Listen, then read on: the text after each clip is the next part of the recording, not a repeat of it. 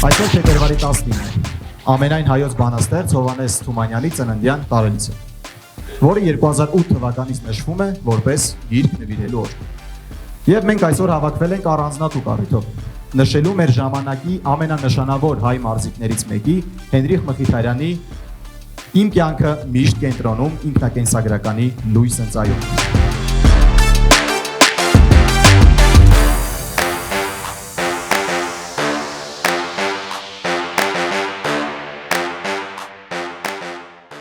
Այսօրվա միջոցառման մեր պատվավոր հյուրերն են Հայաստանի ազգային հավաքականի և Փյունիկի նախկին գլխավոր մարզիչ Վարդան Մինասյանը։ Ծափարություններ։ Հայաստանի ազգային հավաքականի և Փյունիկի նախկին ֆուտբոլիստ Դավիթ Մանոյանը։ Ինչպես նաև Նյումեկ հրատարակչության գրական ծրագրերի ղեկավար Անի Հակոբյանը։ Բարև ձեզ։ Մի հատ դրվագ պատմեմ Հենրիկի բոլոր թիմերում, որտեղ ինքը եղել է, ինքը բոլոր երիտասարդ ֆուտբոլիստներին կամ ով նոր ակումբ է եկել, ամեն ինչով փորձել է օգնել, չմտածելով, որ իմ դիրքում է խաղում, կարող է մի օր ես չխաղամ, ինքը իրան հավատացել է, ինքը ունեցել է շատ մեծ տաղանդ, աշխատասիրություն ու կարծում եմ, որ պետք է հենոն ձեր համար սուց վառ օրինակ լինի, բայց դուք ձեր անձը պետք է ձեզ ստիպի, որ դուք ձեր անունը ունենաք, տեսնելով թե ինչպես ճանապարհ է անցել հենոն, հավատաք, որ դուք էլ նույնը կարող եք անել։ Շնորհակալություն։ Նախ սկսենք նայից հենց բնությունից խոսանք գենետիկայից։ Իր մեջ իր ծնողների անունը։ Տեսեք ինքը մինչև հիմա 37 տարեկան է, ինքը խաղում է ու իհարկե ինքը ճիշտ կյանքով է ապրում, ֆուտբոլիստի կյանքով է ապրում, բայց եթե չունենար լավ գենետիկա, դժվար ինքը կարողանար հասնել ու ես չեմ կասկածում, որ նա մի քանի տարի ինքը բարձր մակարդակում խաղալու է, այդ շատ կարևոր է։ Խոսեցի հենց Արյանի մասին իր ծնողների, այսինքն դաստիարակության մասին խոսանք, որ տեսնում ենք ինչ մակարդակի վրա, այսինքն կարենք ասել, որ իր կարիերայի 90%-ից մեկն է։ Ամենամոտիվացիոն հատվածն էլ ինձ համար դուք արդեն ընթերցեցիք, ես կասեի ավելի ամենահուզիչը դա երիտասարդական հավաքականում Թուրքիայի դարպասին փոխած այդ գոլի եւ երթուղային տաքսու վարորդի այդ հանդիպման տեսարանն էր, երբ այդ ոգևորությունը ֆուտբոլիստը տեսնում է նաեւ ժողովրդի մեջ,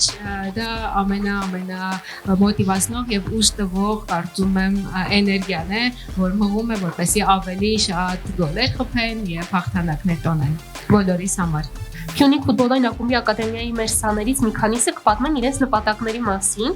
ու սա կարևոր պահ է, որովհետեւ մեծ ճանապարհները սկսվում են հստակ ասված մի նախադասությունից, օրինակ ես ուզում եմ սա լինել կամ սա անել եւ այլն։ Եկեք լսենք նրանց երազանքները եւ հավատանք այդ ճանապարհներին միասին։ Ես Հայկն եմ,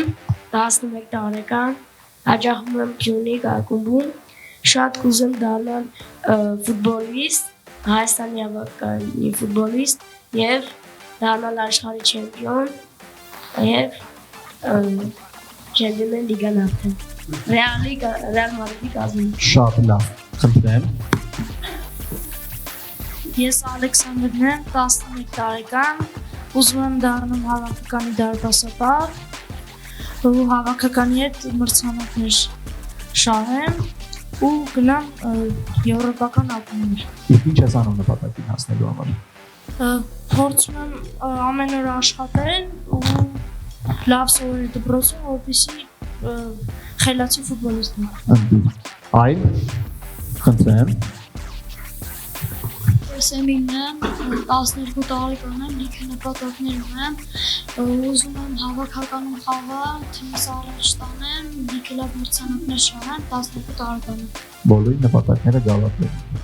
Հիմա ժամանակն է եկել, որպեսզի մենք խաղանք փոքրիկ վիկտորինա, որը նվիրված է Հենրիխ Մխիթարյանի կարիերային։